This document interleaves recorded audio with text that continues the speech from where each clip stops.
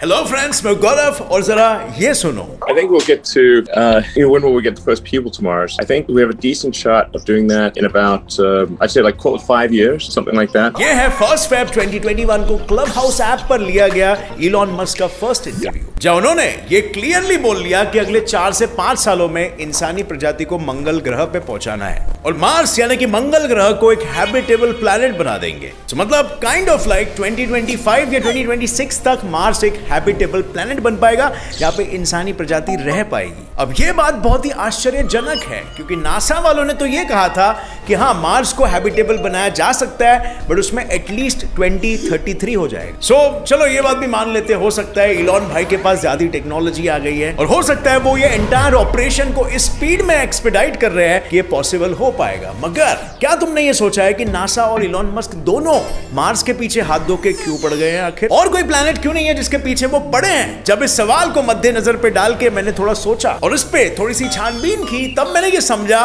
कि सवाल का जवाब कोई असल में जवाब ही नहीं है बल्कि कॉमन सेंस है। अगर आपको इसके पीछे का कॉमन सेंस नहीं समझ में आया तो मैं समझाता हूं। जैसे फॉर एग्जांपल, जो ग्रह हमारे सूरज से बहुत ही दूर है तो वहां पे क्लियर सी बात है, वहां पे बहुत ज्यादा ठंडी होगी, जैसे फॉर एग्जांपल प्लूटो। और वहीं पर दूसरी तरफ जो ग्रह सूरज से बहुत नजदीक है जैसे मर्क्यूरी या वीनस, वो सारे ग्रह को सूर्य की तीव्र गर्मी और रेडिएशंस का सामना करना पड़ेगा और मोस्ट प्रोबेबली वहां पे लाइफ नहीं जिंदा रह पाएगी। सो सीधी सी बात है, मर्क्यूरी और वीनस ये हमारे चेकलिस्ट से गए बाहर और प्लूटो भी हमारे चेकलिस्ट से बाहर गया। अब रह गई बात मार्स, जुपिटर, सैटर्न और यूरेनस और इवन नेपट्यून की। बट मार्स के अलावा ये सारे प्लैनेट्स तो गैसियस, मेरा मतलब है फॉर्म में है ना? मतलब आप इनके सतह पे चढ़ोगे भी तो आप सीधा नीचे की ओर गिरते चले जाओगे जब तक आप इनके कोर तक ना पहुंच पाओ। सीधी सी बात है, वहां पे रहा नहीं जा सकता because of intense and immense pressure. और इसी वजह से इन सारे प्लैनेट्स को हम गैसियस जायंट्स भी कहते हैं। यहाँ पर ठोस सतह की जगह पर सिर्फ गैसेस मौजूद है और इसीलिए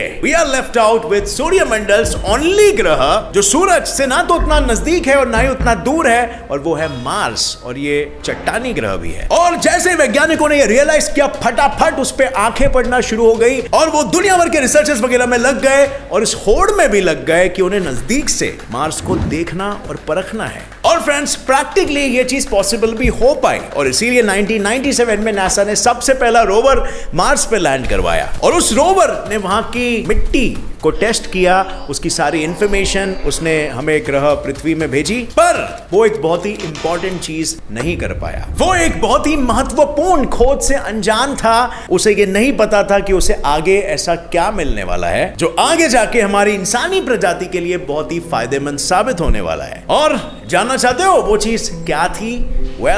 वो है हमारे इंसानी शरीर का सबसे महत्वपूर्ण एलिमेंट, जिससे इवन हमारा शरीर 60% कंटेंट से बना है। Yes, you guessed it right.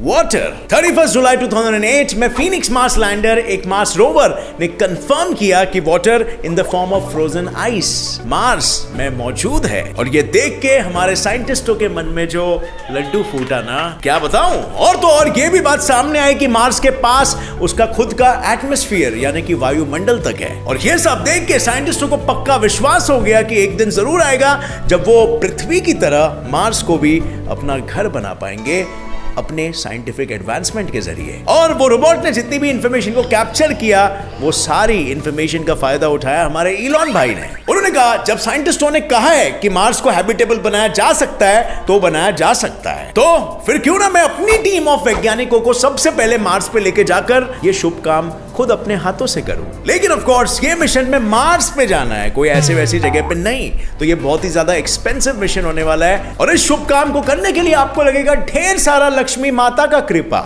जो प्राप्त करने में हाल ही में उन्होंने 8 फरवरी 2021 को $1.5 बिलियन यानी कि 10.8 करोड़ रुपए के बिटकॉइंस खरीद लिए। मतलब समझ रहे हो, अपने पूरे वेल्थ का 2% शेयर उन्होंने बिटकॉइंस पे लगा लिया और ये पब्लिकली अनाउंस भी कर लिया क्योंकि उन्होंने फ्यूचर देखा है और उनके हिसाब से बिटकॉइंस पे आगे बहुत ज्यादा पैसा अगर आप इन्वेस्ट करोगे तो उसका रिटर्न आने वाला है। इवन टेस्ला मोटर्स अब इसे पेमेंट भी बिटकॉइंस में लेगी, जो देख के और सुन के बिटकॉइन की वैल्यू इतनी राइज हो गई कि बाय 13 मार्च 2021 को बिटकॉइंस ने उसकी जिंदगी में पहली बार $60,000 का रेट टच कर लिया। मतलब समझ रहे हो, जिन्होंने पहले से ही बिटकॉइंस में इन्वेस्ट करके ऑलरेडी रखा था वो एक महीने के अंदर ही मालामाल हो गए, और काफी सारे लोग इसमें अभी भी इन्वेस्ट कर रहे हैं। और अगर ये सुन के आपको भी बिटकॉइन में इन्वेस्ट करने का मन कर रहा है तो आपका काम बहुत ही आसान कर देगा ये ऐप कॉइनस्विच कुबेर, जिसमें आपको पूरा का पूरा एक महंगा बिटकॉइन खरीदने की कोई जरूरत नहीं है। आप बिटकॉइंस के कुछ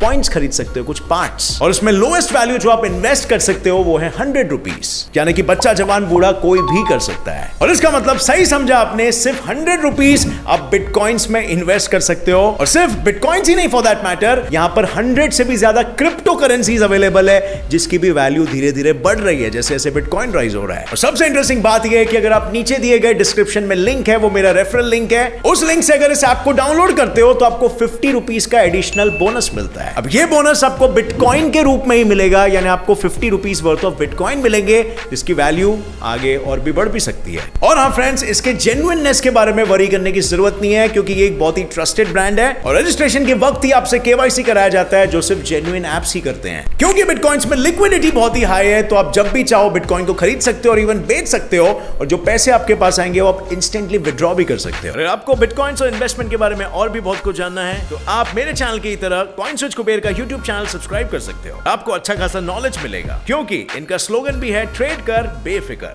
अब एनीवे, मैंने तुम्हें इलॉन मस्क लाइट बनने का एक जरिया बता दिया है, so let's get back on to the topic. देखो, अब हमें एक ऐसा ग्रह मिल चुका था जिसमें इंसानी सभ्यता का डेरा बसाने के लिए हम ढेर सारे जुगाड़ कर सकते थे। और अब आप में भी ये सोच रहे होगे कि अब मैं ये कहूंगा कि यहां से शुरू होता है the phase of space exploration. तो ना, मार्स को एक्सप्लोर करना तो हमने 1997 से ही शुरू कर दिया था, पर जैसे ही हमें वायुमंडल और पानी मार्स में मिलने की नवी नवेली खबर मिली, उसके बाद से ही एक्सप्लोरेशन को द नेक्स्ट स्टेज पे लेके जाया गया। मार्स को लेकर हमारे वैज्ञानिक और भी ज्यादा फोकस्ड हो गए। वो लोग मार्स एक्सप्लोरेशन को द नेक्स्ट लेवल पर लेके जाना चाहते थे किसी भी कॉस्ट में। उन्होंने वहां पर और भी ज्यादा रोवर्स भेजे, वहां की हवा, वहां की मिट्टी, इन सारी चीजों की और भी डिटेल में जांच पड़ताल की, उधर पाए जाने वाले हर एक एलिमेंट को डिटेल में जानने की कोशिश की।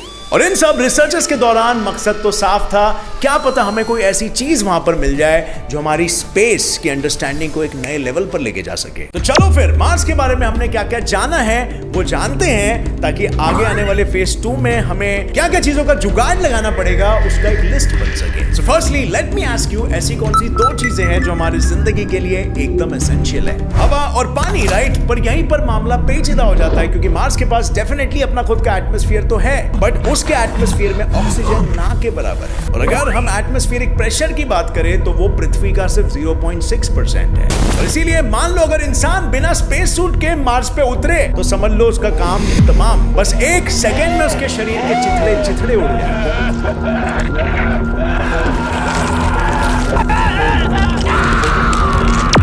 और लो एटमॉस्फेरिक प्रेशर होने की वजह से बर्फ पानी में नहीं बदलेगा बल्कि सप्लीमेट होकर सीधा गैस बन जाएगा। और अब अगर तुम्हें याद है तो मार्स में तो पानी बर्फ के रूप में मौजूद है, ऐसे हमने पहले सुना था, है ना? वेल यस, हमारे साथ स्कैम हुआ है। जिस फॉर्म में वो मौजूद है वो कंज्यूम नहीं किया जा सकता। और तो और वहां का एटमॉस्फेयर इतना पतला है कि सूरज की किरणें सतह तक पहुंचती तो है मगर वो रिफ्लेक्ट बैक होकर वापस से स्पेस में चली जाती है, यानी कि आसान भाषा में वहां पर 24/7 सिर्फ ठंडी का मौसम होता है। और दूसरी तरफ जैसे आप जानते हो हमारी पृथ्वी में एक बहुत ही मोटा थिक ब्लैंकेट ऑफ एटमॉस्फेयर है, और जिस वजह से जब सूरज की किरणें पृथ्वी से टकराती है तो पृथ्वी का एटमॉस्फेयर वो सारे हीट को अंदर लेकर इंसुलेट कर देता है, यानी चादर की तरह वो हीट को ढक देता है और पृथ्वी का टेम्परेचर मेंटेन रहता है। और फ्रेंड्स, मार्स के एटमॉस्फेयर में सबसे ज्यादा कार्बन डाइऑक्साइड है और सिर्फ कुछ अंश ही ऑक्सीजन के हैं, यानी वहां पर कोई ओजोन लेयर भी मेंटेन नहीं है जो कि सूरज के अल्ट्रावायलेट रेडिएशन को सीधा अंदर घुसने देगा और हमारे स्किन के डीएनए को डैमेज करने देगा। अब friends, you know what, let me ask you a question. देखते हैं हमारे इन स्मार्ट व्यूअर्स में से सबसे ज्यादा इंटेलिजेंट कौन है। एडिटर साहब, क्वेश्चन नीचे स्क्रीन पे पेश किया जाए प्लीज। तो मुझे बताओ, ऐसा कौन सा फोर्स है जो हमें पृथ्वी पर ही जकड़ के रखता है?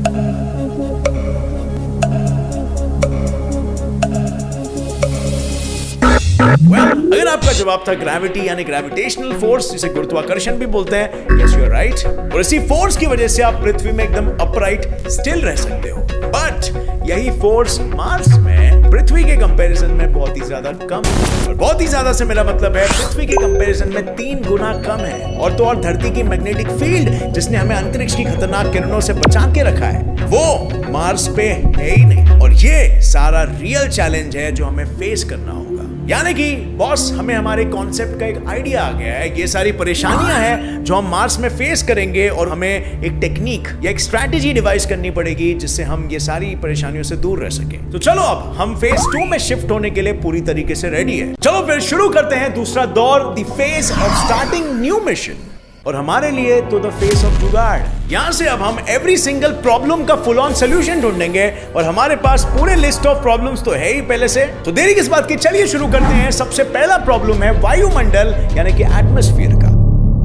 अब फ्रेंड्स हमें वहां के वायुमंडल के बारे में क्या पता है कि वो बहुत ही पतला है जिसकी वजह से वहां का एटमॉस्फेरिक प्रेशर बहुत ही कम है और वहां की हवा में मैक्सिमम कार्बन डाइऑक्साइड ही मौजूद है। मतलब हमें किसी तरीके से वहां के एटमॉस्फेयर को थिक डेंस बनाने के लिए दूसरे गैसेस को लाना पड़ेगा, जैसे कि फॉर एग्जांपल ऑक्सीजन या नाइट्रोजन, जो वैसे तो हमारे पृथ्वी के एटमॉस्फेयर में भर भर के मौजूद है। लेकिन पृथ्वी में गैसेस का कॉन्सेंट्रेशन इतना नहीं है कि हम वहां पर रॉकेट्स की मदद से धरती से मार्स में गैसेस को ट्रांसपोर्ट कर सकें। हमें या तो मार्स पे ही या तो अंतरिक्ष में, स्पेस में कोई ऐसा सोर्स ढूंढना होगा जिसमें ऑक्सीजन, कार्बन डाइऑक्साइड और नाइट्रोजन भर भर के मौजूद हो। प्रॉब्लम जैसे आप देख सकते हो बहुत बड़ी है और इसका जुगाड़ इतना आसान नहीं है। और इसीलिए हमारे स्मार्ट वैज्ञानिक एक बार फिर से वापस से लग गए यूनिवर्स को पढ़ने और कहते हैं ना, ब्रह्मांड तो पहले से ही हमारे साथ में है, वी फाउंड अ सॉल्यूशन। अब फ्रेंड्स बहुत ही गौर से सुनना, स्पेस में जो कॉमेट्स है ना वो बर्फ, कार्बन डाइऑक्साइड और नाइट्रोजन से लदे हुए, भरे हुए होते हैं। और इसीलिए असल जुगाड़ की जरूरत तो अब पड़ेगी क्योंकि हमें उन कॉमेट्स को अपने राह से भटकाना होगा ताकि वो मार्स के पाथ में चल के मार्स से ही सीधा बॉम्बार्ड कर सके। और इसीलिए इसमें हमें ऐसे रोबोट्स की जरूरत होगी जो कॉमेट्स को स्कैन करके उनके अंदर क्या एलिमेंट्स है वो सारा इंफॉर्मेशन हम तक पहुंचा सके और फिर उनका पाथ चेंज करके मार्स की ओर को भटकाने में मदद कर सके। एक मीडियम साइज कॉमेट में सिर्फ 5% ही नाइट्रोजन होता है, यानी हमें कम से कम 10,000 कॉमेट्स की जरूरत होगी मार्स में एटमॉस्फेयर बनाने के लिए। जैसे ही वहां पर कॉमेट्स फटने लगेंगे, मार्स के एटमॉस्फेयर में CO2 यानी कि कार्बन डाइऑक्साइड, नाइट्रोजन और वाटर वेपर फैलने लगेगा और वायुमंडल धीरे धीरे थिक होता चला जाएगा और एटमॉस्फेरिक प्रेशर भी बढ़ता चला जाएगा। लगभग 10,000 कॉमेट्स फटने के बाद वहां का एटमॉस्फेरिक प्रेशर हमारे पृथ्वी के जितना कहीं होने लगेगा। और जैसे कि आप लोग जानते हो फ्रेंड्स, ये बहुत ही हार्ड सोल्यूशन लग रहा है, बट अभी तक तो हम सिर्फ प्रॉब्लम का सोल्यूशन ढूंढ रहे हैं। We just want to know whether there is a way or not। और इसीलिए ये है साइंटिस्टों का सबसे पहला जुगाड़ और जब तक साइंटिस्टों को इससे कोई बेटर वे ना मिल जाए तब तक हम इसी को लेके चलेंगे। तो चलो एक प्रॉब्लम को नॉक ऑफ कर देते हैं और बढ़ते हैं दूसरे प्रॉब्लम की ओर, जो है लिक्विड वाटर का मार्स पे होना। अब फर्स्ट प्रॉब्लम को सॉल्व करने के लिए इतनी मेहनत करने का एक बहुत ही बड़ा इंसेंटिव ये है कि हमारा दूसरा प्रॉब्लम भी आधा सॉल्व भी हो जाता है इसकी वजह से।